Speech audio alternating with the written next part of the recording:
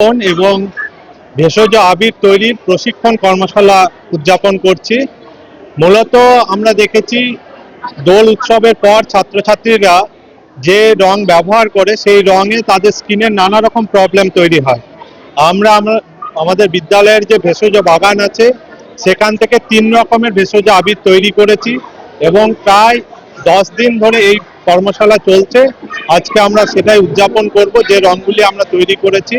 ছাত্রছাত্রীদের সচেতনতা সাথে সাথে স্বনির্ভরতা, এই দুটি পাঠ আজকে আমরা দেওয়ার চেষ্টা করছি।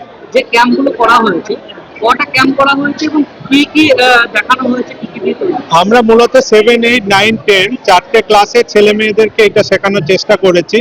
আমরা 3 ধরনের আবির তৈরি করছি। একটা হচ্ছে দই গোটা ভেষজ আবির, একটা নিম, কালো হলুদ, অ্যালোভেরা সেটা দিয়ে ভেষজ আবির, এবং শেষে আমরা করেছি পলাশ দিয়ে ভেষজ আবির। এবং সেই ভেষজ আবির কি করে তৈরি করতে হয় এবং সহজে তারা কিভাবে বাড়িতে করবে সেইটি শেখানো হয়েছে। তার সাথে সাথে আরেকটা জিনিস শেখানো হয়েছে, সেটা হলো তাদের ওই আবিরের পিএইচ মাত্রাটা যাতে ঠিক থাকে সেটা, এবং কিভাবে ক্ষারীয় ব্যাপারগুলো সেগুলো সেদিন শেখানো হয়েছে। আজকে কি হচ্ছে না? আজকে আমরা সেই ওই রঙগুলি যেগুলো তৈরি করেছে ছাত্রছাত্রীরা সেগুলো নিয়ে আমরা অল্প করে বসন্ত উৎসব উদযাপন করব।